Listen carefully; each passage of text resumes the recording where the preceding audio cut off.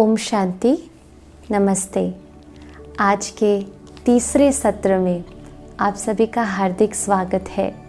आज का जो सत्र है वो है राजयोग की विधि। कैसे राजयोग करना है, कैसे एक्सपीरियंस करना है सुप्रीम सोल के साथ कनेक्शन का। तो सत्र को शुरू करने से पहले हम उस परमपिता परमात्मा को दिल से याद करते हैं।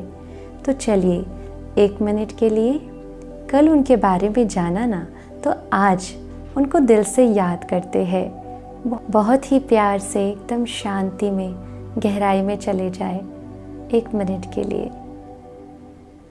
राजयोग का प्रयोग कर, ये योग बड़ा अनमोल है। जीवन में इसे प्रयोग कर, हर पल ही बड़ा अनमोल है। राजयोग का प्रयोग कर, ये योग बड़ा अनमोल है। जीवन में इसे प्रयोग कर, हर पल ही बड़ा अनमोल है।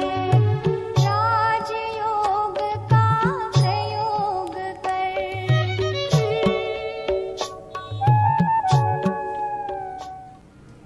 ओम शांति।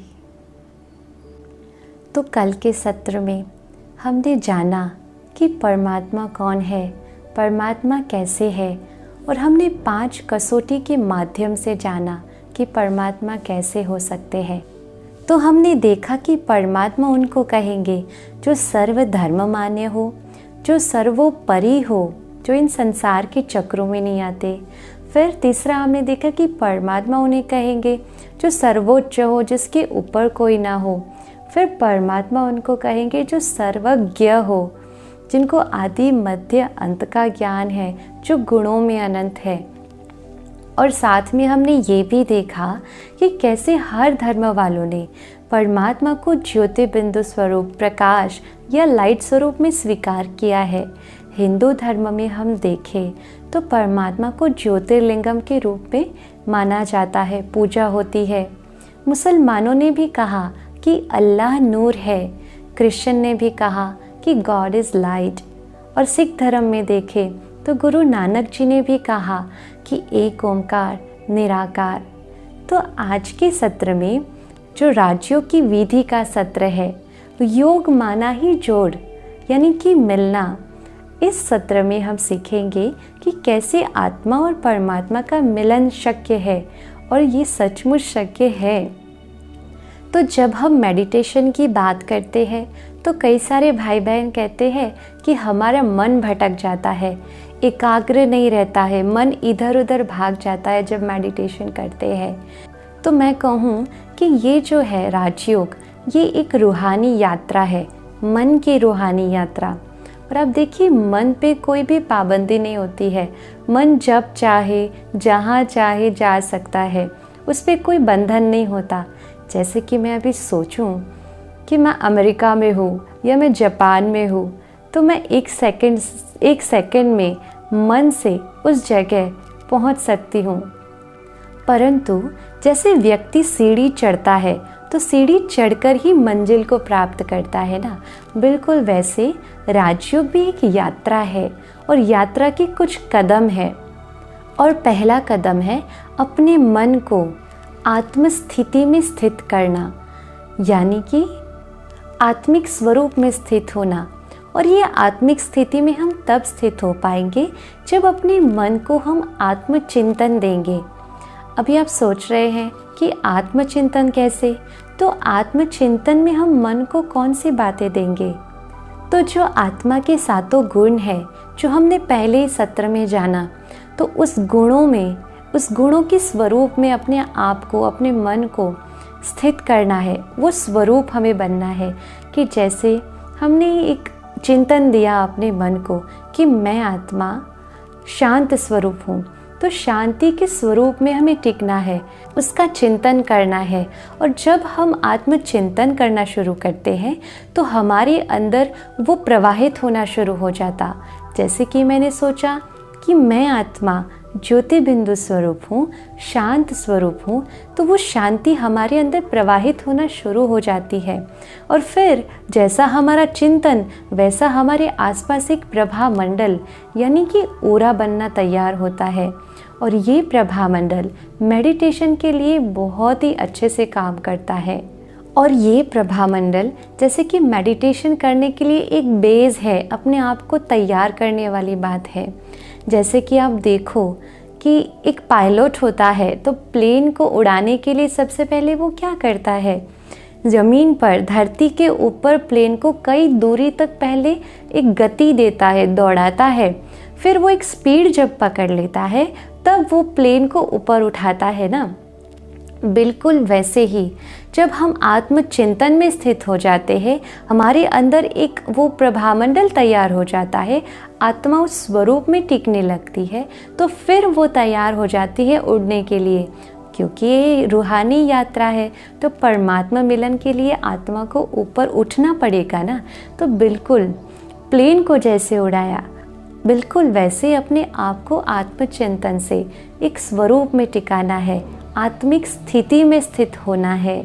अब मैं चाहती हूँ कि मेरा मन जो है वो परमात्मा के सानिध्य में जाए, परंतु मेरे मन के अंदर और ही सारे ख्यालात आ रहे हैं, जैसे कि आज मुझे ये करना है, मुझे वो करना है, देह और देहधारी के कुछ विचार आ रहे हैं, कारोबार के विचार अगर आ रहे हैं, तो आप ही बताइए कैसे परमात्मा के साथ कनेक्शन बन पाएगा। जैसे वो कहानी है ना कि एक नाविक था, उसको रात को ही ऐसे जुनून आया कि मुझे अपनी मंजिल तक पहुंचना ही है, तो वो रात को ही उठकर नाव में बैठ गया और पूरी रात वो नाव चलाता रहा। जब सुबह हुई, उजाला हुआ, तो उसने देखा कि नाव तो वहीं की वहीं है, आगे बढ़ी ही नहीं, क्योंकि उसने लंगर उठाया ही नहीं था। तो बिल्कुल इस रूहानी यात्रा में भी अगर हमें परमात्मा के साथ मिलन करना है तो उसके लिए सबसे पहले हमें अपने देह से, अपने देहधारी संबंधियों से, इन कारोबार से कुछ समय के लिए जब हम मेडिटेशन करते हैं लंगर को उठाना पड़ेगा। आत्मचिंतन करेंगे तो ये लंगर उठता जाएगा। आत्मचिंतन ही ये प्रैक्टिस है अपने मन को तैयार करना, इन सारी दुनियावी बातों से थोड़ा डिटैच होना, क्योंकि बहुत ज़रूरी है अगर मेडिटेशन करना चाहते हैं। इसलिए कुछ समय के लिए अपने मन को इन सब बाह्य बातों से मुक्त रखना होगा। जब तक ये कॉन्शियस नहीं है कि मैं आत्मा हूँ, तब तक हम देहधारी समझकर अगर परमात्मा को याद करते हैं, बॉडी कॉन्शियस में अगर परमात्मा को याद करते हैं, तो वो कनेक्शन नहीं जुड़ पाएगा। क्योंकि परमात्मा ने भी कहा है कि जब तुम मुझे मेरे स्वरूप में टिक करके याद करोगे, तभी मुझे यथार्थ रीति से जान पाओगे, महसूस कर पाओगे और मेरी शक्तियों को प्राप्त कर पाओगे। अच्छा, जैसे हमारे घर में कोई इलेक्ट्रिक काम करना होता है तो हम क्या करते हैं, जब फ्यूज़ से वायर जोड़ना हो तो वायर का सॉल्यूशन निकाल करके फ्यूज़ में लगाते हैं ना। परंतु अगर हमने सॉल्यूशन को निकाला नहीं और उसको सीधा उस कवर के साथ ही उसके साथ जॉइन कर दिया और फिर हम स्विच ऑन करते हैं, तो क्या बिजली आएगी, लाइट होगी? नहीं हो सकती ना, क्योंकि हमने सॉल्यूशन नहीं निकाला और उसको जोड़ दिया है। तो इसमें दोष किसका है, पावर हाउस का है या हमारा है? पावर हाउस से तो लाइट आ रही है, करंट पास हो रहा है, परंतु यहाँ मैंने सॉल्यूशन नहीं निकाला जब तक वायर के ऊपर से, तब तक वो करंट पास होगा ही नहीं। तो बिल्कुल उसी प्रकार से जब तक हम सोल कॉन्शियस होकर के ये बॉडी का जो कवच है, बॉडी का ये जो सॉल्यूशन है, उसको उतार करके उस स्मृति को मर्ज करके जब तक हम परमात्मा को याद नहीं करेंगे, तब तक परमात्मा की शक्तियों को प्राप्त हम नहीं कर सकते हैं। परमात्मा तो पावर्स दे रहा है, ब्लेसिंग्स दे रहा है, वो हमेशा देता रहता है, परंतु हम देह समझ करके अपने आप को बॉडी कॉन्शियस में होकर के फिर उसको याद करेंगे तो वो कनेक्शन नहीं जुड़ पाता है। इसलिए जब हम मेडिटेशन करते हैं तो अपने आप को आत्मचिंतन देते हैं, और ये आत्मचिंतन बहुत ही असरकारक है और फर्स्ट स्टेप है राजयोग का। जैसे कि आप देखिए, कोई व्यक्ति साधारण कॉन्शियस में अपने घर पर है तो वो क्या करेगा, घर का सब काम करेगा, बगीचे में पानी देगा, घर की व्यवस्था में हेल्प करेगा, किचन में हेल्प करेगा, हर प्रकार से वो सहयोग करेगा। लेकिन जब नेक्स्ट मॉर्निंग वो उठता है, फ्रेश होता है और बाय प्रोफेशन वो डॉक्टर है, तो जब वो अपने काम के लिए तैयार होगा तो उसके लिए उसको रटना नहीं पड़ेगा कि मैं डॉक्टर हूँ, मैं डॉक्टर हूँ। नहीं, वो आसानी से उसकी स्मृति में आ जाएगा। और जब वो एक बार उठ के डॉक्टर के गेटअप में आ जाता है तो फिर उसको क्या याद आता है स्मृति में कि आज मुझे किस पेशेंट को क्या दवाई देनी है। अपना स्टाफ स्मृति में आएगा, अपनी हॉस्पिटल याद आएगी, आज किस किस पेशेंट्स की ट्रीटमेंट को बदलना है, किसका ऑपरेशन मुझे करना है। तो ये सारी चीज़ उसको याद आनी शुरू हो जाती है उस समय, क्योंकि वो डॉक्टर के कैरेक्टर में है, उस स्मृति में है। तो उसको उस समय वो काम याद नहीं आएंगे घर के, ना ही बच्चे याद आएंगे। सिर्फ और सिर्फ उस समय उसको उसी कैरेक्टर के रिलेटेड सारे विचार आएंगे। बिल्कुल उसी तरह से जब हम आत्मचिंतन करते हैं, आत्मिक स्थिति में स्थित होते हैं, तो आत्मा के रिलेटेड सारे संकल्प आना शुरू होते कि आत्मा कैसी है, आत्मा के गुण क्या है। और जैसे ही आत्मचिंतन शुरू होता है तो जैसे हमने आगे कहा कि वो सारा अंदर प्रवाहित होना शुरू हो जाता है और आत्मा के संबंधित ही विचार, आत्मा के संबंधित ही संकल्प हमारे अंदर चलना शुरू हो जाता है। तो ये पहला कदम था राजयोग के अभ्यास का कि आत्मचिंतन के माध्यम से मन को डिटैच करना। अब राजयोग का जो दूसरा कदम है वो है परम धाम की यात्रा, जिसमें आत्मा को परमात्मा के सानिध्य में ले चलना है और फिर परमात्मा से शक्तियाँ प्राप्त करके अपने आप को सशक्त बनाना है।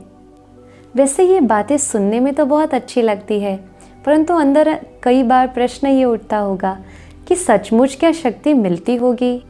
इसका सबूत क्या है कि परमात्मा से हमें शक्ति मिलती है? तो जैसे आजकल वो बैटरी आती है ना, चार्जेबल बैटरी, जिसको हमने यूज़ किया, फिर वो डिस्चार्ज हो गई तो उसको चार्जर में लगा दो, फिर वो चार्ज हो जाती है, फिर हम उसको यूज़ कर सकते हैं। फिर उसको चार्जर में लगा दो, चार्ज हो गई, फिर हम यूज़ कर सकते हैं। बिल्कुल वैसे हमारी आत्मा रूपी जो बैटरी है, पूरा दिन काम करते थक जाती है, डिस्चार्ज जब हो जाती है, तब फिर ये मेडिटेशन जो है वो चार्जर का काम करता है हमारी आत्मा को चार्ज करने के लिए। अच्छा, ये कैसे पता चलेगा कि हमारी आत्मा की बैटरी डिस्चार्ज हो गई है? तो कई बार हमने देखा और हम ये अनुभव भी करते हैं कि मन के अंदर बहुत सुंदर विचार चल रहे हैं, परंतु भावनाएं कुछ और बह रही है। इंसान मन में कुछ सोचता है लेकिन बोल कुछ और रहा है, कर कुछ और रहा है, और तब वो खुद ही मूंझ जाता है कि मैं ये क्या कर रहा हूँ, कुछ समझ में नहीं आता। वो अपने आप को नहीं समझ पाता, कई बार भावनाओं में रूखापन सा आ जाता है और किसी भी बात में सुसंवादिता नहीं रहती है। और इसीलिए कई बार इंसान सोचता कुछ और है, बोलता कुछ और है और करता कुछ और है। और ऐसा होने की वजह से फिर मन में कई विचारों के युद्ध चलना शुरू हो जाते हैं और तब फिर फ्रस्ट्रेशन क्रिएट होता है। और इसलिए कई बार हम कहते हैं कि आज मेरी स्थिति ठीक नहीं है, पता नहीं मैं क्या करूं, ये करूं या नहीं करूं, मेरी स्थिति बहुत दुविधा वाली हो गई है। मन तो कहता है मैं ये करूं, परंतु भावनाएं कुछ और कह रही है। तो इस प्रकार से सुव्यवस्थितता हमारे अंदर दिखाई नहीं देती है। वही प्रतीक है कि आत्मा की बैटरी डिस्चार्ज हो चुकी है। तो मेडिटेशन क्या है? एक चार्जर है इसके लिए। अच्छा, कई भाई बहनों को ये होता है कि मेडिटेशन में हम बैठेंगे तो कुछ कुछ दिखने लगेगा, लाइट दिखने लगेगी। ऐसा नहीं होता है। मेडिटेशन माना जब आप मेडिटेशन करते हैं तो शक्तियों का अनुभव होता है, एनर्जी का अनुभव होता है। मेडिटेशन माना ही परमात्मा से शक्तियाँ प्राप्त करना। परमात्मा से जब हम अपने आप को जोड़ते हैं तो शक्तियाँ प्राप्त होती है। अब इसका प्रमाण क्या है कि शक्तियाँ प्राप्त हो रही है सचमुच? तो जब हम मेडिटेशन करें तो क्या होगा? धीरे धीरे सुसंवादिता होने लगेगी। जैसे पहले विचार चल रहे थे, बार बार गुस्सा आ जाता था, छोटी मोटी बात में हम गुस्सा कर लेते थे, वो सब कम होता जाएगा। हमारी मन की गति भी शांत होती जाएगी। जो फालतू बात, हमें अस्वस्थ करने वाली बातें थी, वो धीरे धीरे कम होती जाएगी। हमारे विचार इधर उधर भटकने की जगह एक सुव्यवस्थित रीति से चलने लगेंगे और फिर जैसा हम सोचेंगे वैसे ही हमारी भावनाएं, वैसे ही हमारे बोल और वैसा ही हमारा व्यवहार होना शुरू हो जाएगा। तो जैसे दुविधा वाली बात खत्म होने लगेगी और हर चीज़ में हार्मनी होना शुरू हो जाएगी। तो यही प्रमाण है कि हमारे अंदर शक्ति भरी, तो उसको महसूस हम करेंगे अपने जीवन में। जैसे बैटरी डिस्चार्ज हो जाती है तो कई प्रकार की चीज़ें आएगी, जैसे बार बार गुस्सा हो जाना, छोटी मोटी बात में इरिटेट हो जाना, अपनी भावनाएं और अपने कर्म का कोई संतुलन नहीं दिखना। परंतु जब आत्मा की बैटरी चार्ज होती है तो ये सब बातें धीरे धीरे ख़त्म हो जाती है। मन शांत होना शुरू हो जाता है, अपने बोल, अपने वचन और कर्म में सुसंवादिता आना शुरू हो जाती है। इसलिए कहते हैं कि योगी जो होता है उसकी कथनी और करनी एक समान होती है। और इतना ही नहीं, हमारे आसपास वाले भी ये महसूस करना शुरू करेंगे, हमारी प्रभामंडल को वो महसूस कर पाएंगे। और ये परिवर्तन जो है, यही प्रमाण है कि मेडिटेशन से शक्ति प्राप्त हुई है। फिर तीसरा कदम है कि जब आत्मा परमात्मा से शक्तियाँ प्राप्त करती है तो आत्मा उस परमात्मा से मिली शक्तियों को प्रवाहित भी करती है और वो शक्तियों का अनुभव औरों को भी कराती है। तो मेडिटेशन जब हम करते हैं और जो शक्ति हमें मिलती है वो प्रवाहित होनी ही चाहिए। अगर ऐसा नहीं हो रहा और मेडिटेशन करने के बाद तुरंत ही गुस्सा आ जाता है तो दुनिया भी कहेगी कि इसने क्या मेडिटेशन किया। मेडिटेशन माना ही शक्तियों का प्रवाहित होना, और जितना ज़्यादा शक्तियाँ प्रवाहित होती जाएगी तभी कहा जाएगा कि हाँ, इसने यथार्थ रीति से मेडिटेशन किया है, क्योंकि उसका अनुभव होगा, स्वयं को भी होगा और आसपास के लोगों को भी वो अनुभव होगा। अगर सरल शब्दों में कहे कि मेडिटेशन क्या है, तो मेडिटेशन एक टेलीपैथिक है। जैसे हम किसी को याद करें और उसी समय उसका फ़ोन आ जाए, और ये अनुभव मैं मानती हूँ हम सब ने किया होगा, तो हम कहते हैं ना कि ये टेलीपैथी हुई, कि हमने आपको याद किया और आपका हमें फ़ोन आ गया। आप सोचिए कि जब हम परमात्मा को याद कर रहे हो और कुछ संकल्प आ रहे हो और उसी समय वो संकल्प को सामने हकीकत में होता हुआ हम देखें, तो कितनी खुशी हो जाएगी कि परमात्मा भी हमारे मन की बात सुन रहा है। परंतु ये अनुभव कब होगा? या तो हम अपने मानसिक स्तर को परमात्मा के मानसिक स्तर तक लेकर जाए, या फिर परमात्मा अपने मानसिक स्तर को हमारे मानसिक स्तर तक लेकर आए, जो संभव नहीं है। तो हमें ही अपने आप को उठाना होगा। और उठाना यानी क्या? तो जो बॉडी कॉन्शियस है, जो देह अभिमान है, उससे अपने मन बुद्धि को उठाना और ऊपर उठा करके आत्मिक स्थिति में स्थित होना। और आत्मस्मृति में स्थित होना यानी हमारे बोल, हमारे व्यवहार, हमारे संकल्पों में आत्मा के जो 7 गुण हैं वो प्रवाहित निरंतर हो। अब परमात्मा से जो कनेक्शन करना है, उस कनेक्शन के भी कुछ आधार है। बिना आधार के कोई संबंध नहीं होता है। बिना आधार के हम एक दूसरे को जान भी नहीं पाते हैं, समझ भी नहीं पाते। तो वो कौन से 4 आधार है? तो पहला आधार है परिचय। तो जहाँ जिसके साथ आपका परिचय होगा उसको ही आप याद करेंगे। फिर दूसरा है संबंध। तो जहाँ जिसके साथ कोई संबंध है तो उस संबंध के आधार से हम उनको याद करेंगे। फिर तीसरा है स्नेह, यानी कि प्यार। अगर किसी के साथ स्नेह है तो हम उस स्नेह के संबंध से उनको याद करेंगे। और चौथा है प्राप्ति। अगर किसी के साथ कोई प्राप्ति है तो उस प्राप्ति के आधार से हम उनको याद करेंगे। अब इसको समझते हैं। जैसे कि पहला है परिचय। तो ये परिचय वाली जो याद है ना, वो थोड़ी मेहनत वाली हो जाती है। जैसे हमारे घर में कोई फंक्शन है तो हम फंक्शन में इनविटेशंस जब देने होते हैं तो जो सिर्फ परिचय वाले हैं और कोई गहरा संबंध नहीं है, उनको याद करने में थोड़ी मेहनत पड़ती है। फिर दूसरा आधार हमने देखा संबंध। अगर किसी के साथ एक संबंध बना होता है, कोई रिलेशन जुड़ा हुआ होता है, तो वो याद बहुत इजी रहती है। जैसे माँ और बच्चे का, तो बच्चे को ऐसे याद नहीं करना पड़ता कि ये मेरी माँ है, वो इजीली अपनी स्मृति में रहता है कि ये मेरी माँ है, और निरंतर वो संबंध हमारे मन के अंदर रहता है। फिर तीसरा आधार है स्नेह, यानी कि प्यार। आप देखिए, आज एक कुमार और कुमारी की सगाई कर दी जाए तो वो कैसे एक दूसरे के प्यार में लीन हो जाते हैं। चल रहे हो, बोल रहे हो, लेकिन अंदर उसी के प्रेम की स्मृति रहती है। कई बार खुली आंखें भी उसको याद करते हैं। आसपास कौन जा रहा है, कौन आ रहा है, ये भी नहीं दिखाई देता। इतने स्नेह में लीन हो जाते हैं। हमें भी खुली आंख रखकर ही ईश्वर को याद करना है।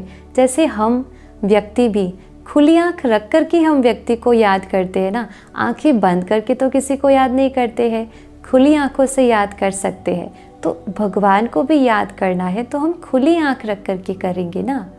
कभी ये नहीं समझना कि व्यक्ति आंखें बंद करके बैठा है मतलब वो परमात्मा की याद में खो गया है। नहीं, आंखें बंद करके भी मन भटकता है।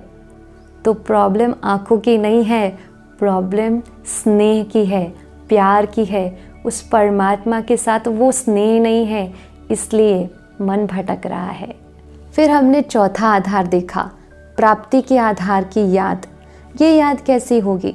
जैसे कि मेरा किसी के साथ बिजनेस डील हुई है, तो जब तक, और मुझे ये पता है कि उस बिज़नेस से मुझे बहुत फ़ायदा होने वाला है, तो जब तक वो फ़ायदा मेरे पास आएगा नहीं, तब तक मैं उसकी बेसब्री से इंतज़ार करूँगी। बार बार मुझे वही याद रहेगा कि मुझे इस डील से ये मिलने वाला है, और जब तक मिलेगा नहीं तब तक हम उस इंसान को, उस टीम से हम बार बार फ़ोन पे बात करते रहेंगे, इंतज़ार करते रहेंगे कि कब वो आए, कब मुझे वो फ़ायदा हो। और एक बार वो फ़ायदा हो गया, वो डील ठीक हो गई, फिर हम उसको याद भी नहीं करते हैं। तो ये हो जाती है स्वार्थ वाली याद। अब हम अपने आप को चेक करें कि परमात्मा के साथ हमारी कौन सी याद है। मेहनत वाली याद जो पहली थी, वो संबंधों वाली याद, स्नेह वाली याद, प्यार की याद, या फिर वो स्वार्थ वाली प्राप्ति वाली याद। क्योंकि जहाँ पर स्नेह नहीं है, प्यार नहीं है, वहाँ ईश्वर के साथ संबंध कैसे जुड़ेगा, मन कैसे लगेगा? स्नेह तो तभी होगा जब परमात्मा के साथ एक संबंध जुड़ेगा। तो कितने प्रकार के संबंध हम ईश्वर के साथ जोड़ सकते हैं? है हमारा कोई संबंध ईश्वर के साथ? वैसे तो हम मंदिरों में जाकर गाते हैं, तुम ही हो माता पिता, तुम ही हो बंधु सखा, तुम ही हो। कभी अनुभव किया कि वो माता पिता के रूप में कैसे हैं, वो सखा के रूप में कैसे हैं, वो एक साजन के रूप में कैसे हैं? हमने प्रत्यक्ष रूप से वो अनुभव नहीं किया, सिर्फ हम गाते ही रहे हैं, और तभी हमारा मन नहीं लगता है। तो सबसे पहला हम संबंध देखें कि माता पिता का और बच्चे का। अगर आज मैं आपको कहूँ कि अपने माता पिता को याद कीजिए, तो क्या सोचेंगे आप? माता पिता को याद करने के लिए आंखें बंद करके सोचना पड़ेगा? नहीं ना, सहज ही याद आ जाती है। हम कहेंगे, हाँ मेरी माँ ने मुझे बहुत प्यार दिया, मेरे लिए बहुत सहन किया है। तो हम उनको याद करने के लिए उनके गुणों को याद करते हैं ना। तो माँ याद आई, कैसे? उनके गुण को याद किया और वो याद आ गई। तो कितना सहज है, इसमें कोई मेहनत नहीं है। ऐसे ही परमात्मा हमारे माता पिता है, तो उनको कैसे याद करेंगे? जैसे माँ को या पिता को गुण के आधार से हम याद करते, तो परम पिता को कैसे हम याद करेंगे? तो वो तो गुणों का सागर है। तो सोचो, उनके हर गुण के आधार पर हम उनको याद करेंगे तो कितनी याद रहेगी, निरंतर याद रहेगी ना। मुझे एक कहानी याद आती है कि एक व्यक्ति था, सुखी था। वो एक डेजर्ट से पास हो रहा था। तो जब वो चल रहा था, तब उसके 2 कदमों के साथ साइड में वो देखता है कि डेजर्ट में और 2 कदम भी ऐसे चलते हुए दिखाई दे रहे हैं। सिर्फ स्टेप्स दिखाई दे रहे हैं डेजर्ट के ऊपर। तो उसने ऐसे मन में सोचा कि ये कैसे। तब एक आकाशवाणी हुई और परमात्मा ने कहा कि बच्चे, मैं तुम्हारे साथ साथ चल रहा हूँ। तो वो बहुत खुश हो गया कि भगवान मेरे साथ है। फिर कुछ समय बीत जाता है और उसके जीवन में कुछ ऐसी ऐसी घटनाएं घट जाती है कि वो बिल्कुल ही खाली हो जाता है, बेहाल हो जाता है और कंगाल हो जाता है। फिर कुछ समय के बाद उसी डेज़र्ट से उसको पास होना होता है। तो जब वो चल रहा है उस डेज़र्ट में, तो उसको वो पुरानी बात याद आती है। तो साइड में जब वो देखता है तो उसको वो 2 स्टेप्स दिखाई नहीं देते। तो मन ही मन वो सोचता है और कहता है भगवान को, वाह भगवान, मेरे सुख के दिनों में मेरे साथ चल रहे थे और आज मैं अकेला चल रहा हूँ। तब फिर से आकाशवाणी होती है और परमात्मा कहते हैं, बच्चे, तुम जो ये 2 कदम भी देख रहे हो वो तुम्हारे नहीं हैं, क्योंकि मैंने तुम्हें अपने कंधों पर बिठा रखा है। आप सोचिए, परमात्मा से हमें ये जब संबंध अनुभव करना होगा तो कितने प्यार, कितने प्रेम की हमें अनुभूति होगी, आप कल्पना भी नहीं कर सकते। एक बार संबंध जोड़ के तो देखिए। जब हमारे जीवन में कोई कठिनाई आई, उस कठिनाई से पार करने के लिए हमें शक्ति कहाँ से मिली? यही तो वो ईश्वर का प्यार है जिसे हमें महसूस करना है। तो ये है माता पिता और बच्चे का संबंध। दूसरा संबंध है टीचर और स्टूडेंट का। एक बच्चा जब स्कूल में जाता है और एक टीचर के साथ एक कनेक्शन जुड़ता है, एक संबंध जुड़ता है टीचर और स्टूडेंट का, तब वो बच्चा जब घर आता है तो क्या बात करता है, आज मेरी टीचर ने ये सुनाया, आज मेरी टीचर ने ये सिखाया, मैं अपनी टीचर का फेवरेट बच्चा हूँ, फेवरेट स्टूडेंट हूँ। ऐसी बातें करते हैं ना। आज हमको भी कई लोग कहते हैं कि बहन जी, आप ज्ञान बहुत अच्छा समझाती हो। तो आप सोचो, ये ज्ञान समझाने वाला मेरा टीचर कैसा होगा। दुनिया के टीचर तो किसी 2-4 का जीवन बनाते हैं, पर वो परम शिक्षक परमात्मा कैसा शिक्षक होगा जिसने हमारे जैसे कई लाखों करोड़ों का जीवन बनाया। तो कमाल किसकी है? टीचर की है, परम शिक्षक की है। इसलिए वो परम शिक्षक परमात्मा की शिक्षाओं से इतना प्यार, उनकी हर बातों से इतना प्यार। अब आप ही कहो, वो परमात्मा की याद न आए, ऐसा हो सकता है क्या? उसके साथ साथ तीसरा संबंध हम देखते हैं सतगुरु का। दुनिया में कई सारे गुरु हैं, परंतु परमात्मा जो है वो हम सबका सतगुरु है। गुरु के सामने जब कोई शिष्य जाता है तो उसके मनोभाव क्या होते हैं कि मैं ऐसा पात्र बनूं जो गुरु के आशीर्वाद के हाथ, वरदानी हाथ सदा मेरे सिर पर रहे। तो परमात्मा परम सतगुरु है और उनके आशीर्वाद के पात्र हमें बनना है। तो हर वक्त यही अनुभव होगा कि परम सतगुरु का वरदानी हाथ हमेशा, आशीर्वाद का हाथ हमेशा मेरे साथ है, मेरे सर पर है। तो परम माता पिता, परम शिक्षक, परम सतगुरु का जो संबंध है वो ऐसा है जिसमें हम लेते बहुत है, देते कुछ नहीं है, ना के बराबर। लेकिन चौथा जो संबंध है वह है खुदा दोस्त का संबंध। खुदा को कभी दोस्त बनाकर देखा है? आज अगर आपको कहा जाए कि अपने शारीरिक दोस्तों को याद करो तो सहज या मुश्किल है? सहज है ना। कैसे याद करते हैं हम उनको? हमारे जो भी दिल की बात होती है वो हम अपने दोस्तों को सुनाते हैं ना। कई बार अपने घर वालों से वो बात छिपा देते हैं, घर वालों को नहीं सुनाते, परंतु अपने फ्रेंड्स को ज़रूर सुनाते हैं। अपना पूरा दिल खोल कर रख देते हैं उनके सामने, सब कुछ शेयर करते हैं। परमात्मा भी हमारा खुदा दोस्त है। उनके साथ दोस्ती का रिलेशन एक बार बना के तो देखो। और दोस्ती सबके साथ नहीं होती है, किसी किसी के साथ होती है। दोस्ती का आधार क्या है? विचारों की समानता, उम्र की समानता या लाइफस्टाइल की समानता जब होती है तो एक दोस्ती बन जाती है। अब हम सोच रहे होंगे कि ईश्वर के साथ हमारी कौन सी समानता है? तो सबसे पहली जो समानता है वो स्वरूप की समानता। मैं आत्मा भी ज्योति बिंदु स्वरूप, प्रकाश का पुंज, पॉइंट ऑफ लाइट। परमात्मा भी ज्योति बिंदु स्वरूप, प्रकाश का पुंज, पॉइंट ऑफ लाइट। हो गई ना समानता। एक जैसा स्वरूप हो गया। फिर दूसरी समानता है गुणों की समानता। मैं आत्मा सतोगुणी हूँ और परमात्मा जो है वो गुणों का सागर है, तो नेचर भी एक जैसा हो गया। फिर तीसरी समानता है एड्रेस। हम दोनों एक स्थान के निवासी हैं। मैं भी परम धाम निवासी हूँ, परमात्मा भी परम धाम निवासी है। तो एक बार परमात्मा के साथ दोस्ती करके तो देखो, दिल की बातें करके तो देखो, इतना सुंदर अनुभव होगा कि परमात्मा भी हमारा दोस्त बन के हमारी हर बातों का प्रत्युत्तर देगा।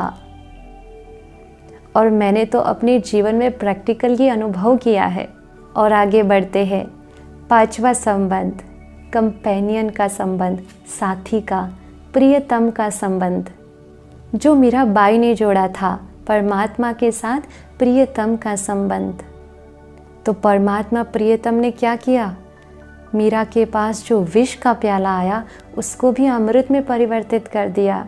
तो परमात्मा को एक प्रियतम बना करके तो देखो, कितना प्यार लुटाता है, कितनी रक्षा करता है, आप मान भी नहीं सकते, आप कल्पना भी नहीं कर सकते।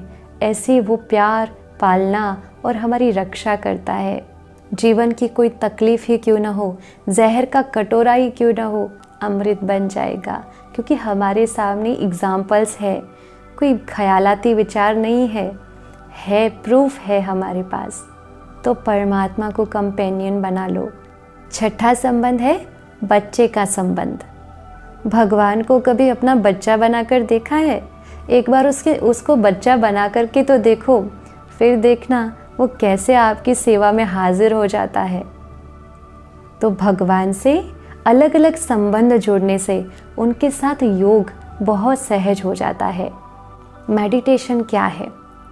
जैसे कि हम प्रार्थना करते आए हैं आज तक, और प्रार्थना में हम क्या करते हैं, जो भी कुछ भगवान को कहना हो वो आंख बंद करके कह देते हैं। So it is a one way. परंतु मेडिटेशन क्या है? मेडिटेशन टू वे है। उसमें हम भी कुछ परमात्मा को कहते हैं, परमात्मा भी हमें कुछ डायरेक्शंस देते हैं। अच्छा, कई लोग कहते हैं मेडिटेशन में क्या होगा, विचार बिल्कुल शून्य हो जाएंगे। नहीं, ऐसा नहीं होता। विचार तो मन के अंदर चलते ही रहने हैं, परंतु विचार करते हुए, कर्म करते हुए हमें उनको याद करना है, परमात्मा को याद करना है निरंतर। अगर आप रहना भी चाहो ना कि कोई विचार ना आए, शून्य हो जाए, ये पॉसिबल ही नहीं है। तो विचारों का आना नेचुरल है, तो नेचुरल प्रक्रिया को हम सप्रेस क्यों करें? तो विचारों को मारना नहीं, परंतु उसको मोड़ना है परमात्मा की ओर। फिर कई लोग पूछते हैं कि प्राणायाम मेडिटेशन है क्या? तो प्राणायाम वो शारीरिक स्वास्थ्य को ठीक करने के लिए क्रिया है, परंतु मेडिटेशन जो है वो मन के स्वास्थ्य को ठीक करने की क्रिया है, और ये निरंतर अभ्यास है। प्राणायाम आपको बैठ के, समय निकाल करके, बैठ करके एक आध घंटा बैठ कर करना पड़ेगा। मेडिटेशन तो आप कर्म करते हुए भी परमात्मा को याद कर सकते हो, अपने मन को शक्तियों से भर सकते हो। तो प्राणायाम तो एक शारीरिक क्रिया है स्वस्थ रखने के लिए शरीर को। फिर कई लोग कहते हैं कि मेडिटेशन या ना कोई मंत्र जाप करना ताकि हमारा मन लगा रहे। मेडिटेशन माना कोई मंत्र जाप करना नहीं है। मंत्र जाप माना क्या? मन को तृण देने वाला शब्द, जिससे हमारा मन भटके नहीं और लगा रहे उसके अंदर। परंतु परमात्मा से नहीं जुड़ते हैं उससे। मंत्र शब्द से मंत्री शब्द आया। मंत्री यानी कि सलाहकार, और मंत्र माना सलाह। तो मंत्र का रटन करते रहना ये तो कोई बात नहीं हुई।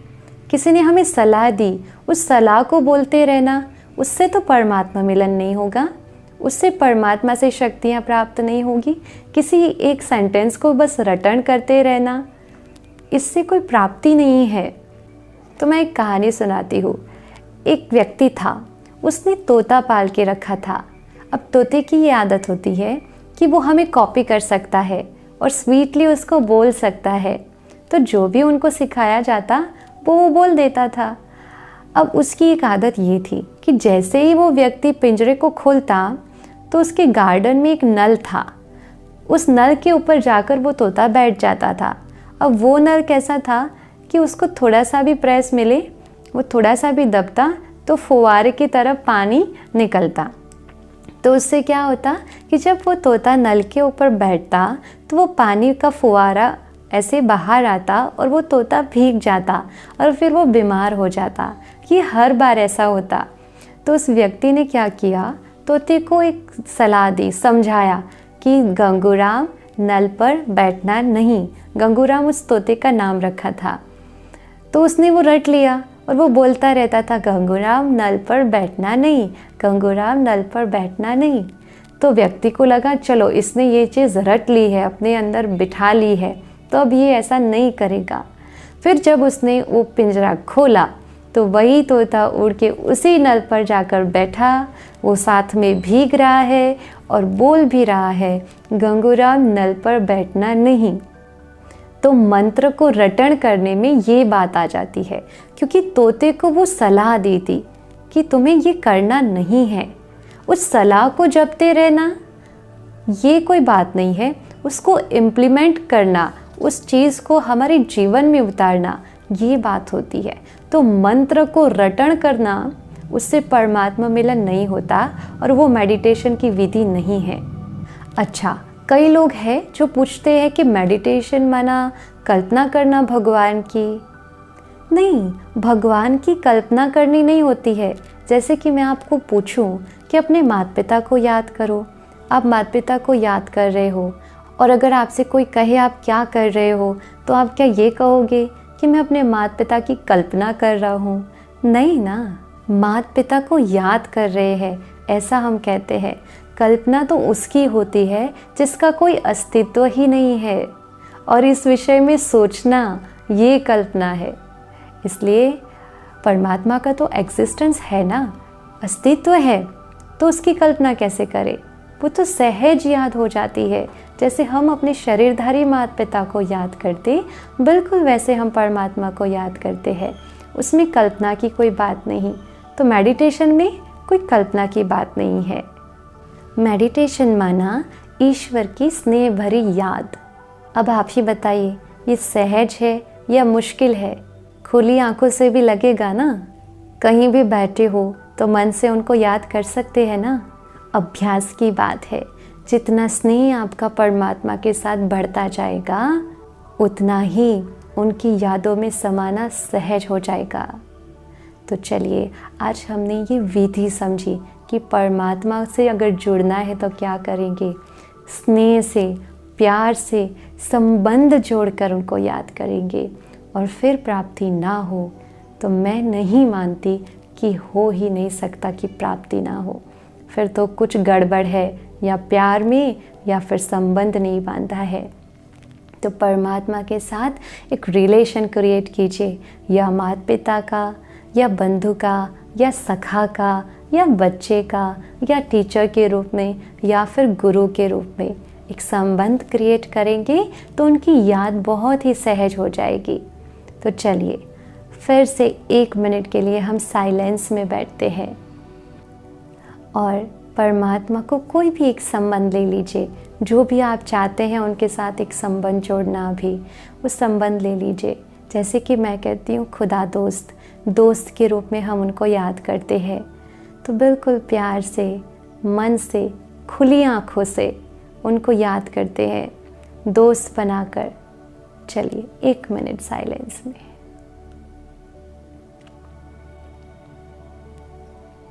बाह्य सभी बातों से मुक्त हो जाते हैं।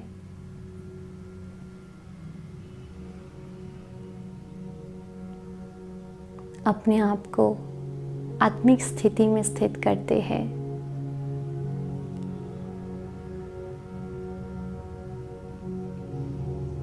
मैं ज्योति बिंदु आत्मा हूँ।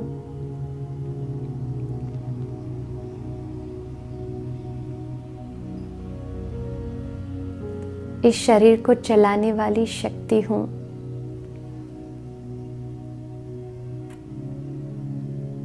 परमात्मा की प्रिय संतान हूँ।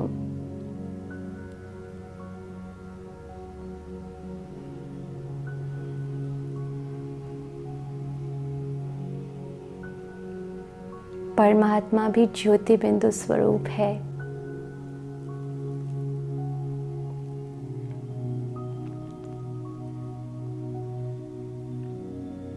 वो मेरे दोस्त है।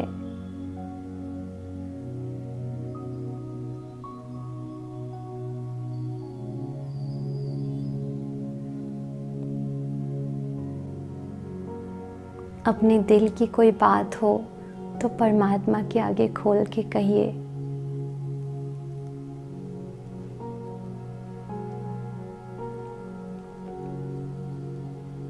वो सुन रहा है हमारे मन की बात।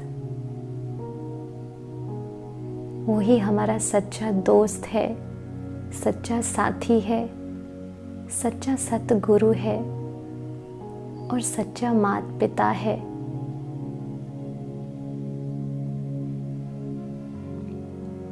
परमात्मा की छत्र छाया में है हम। अनुभव कीजिए कि हमारे ऊपर ज्योति बिंदु परमात्मा और उनसे निकलती है शक्तियाँ हमारे अंदर आ रही है।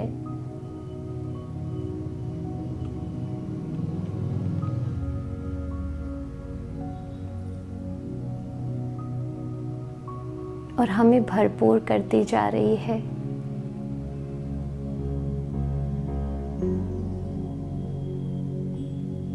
परमात्मा की दिव्य शक्तियों से मेरे चारों तरफ एक दिव्य प्रभा मंडल बन गया है।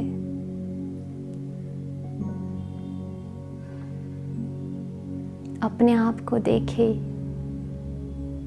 मुझ आत्मा की बैटरी फुल चार्ज है। परमात्मा की दिव्य शक्तियाँ और गुण मेरे अंदर फुल चार्ज है।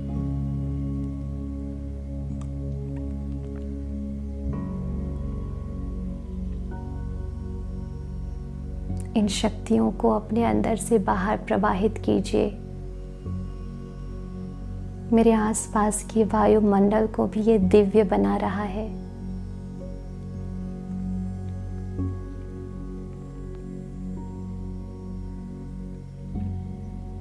पूरे घर का वातावरण दिव्य बन चुका है।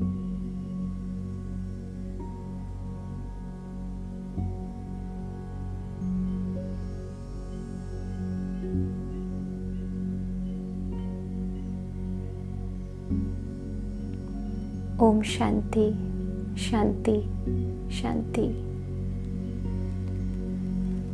तो आज के सत्र में हमने राजयोग की विधि को समझा। कल हम मिलेंगे एक नए सत्र में। आज के लिए इतना ही। Thank you so much. ओम शांति।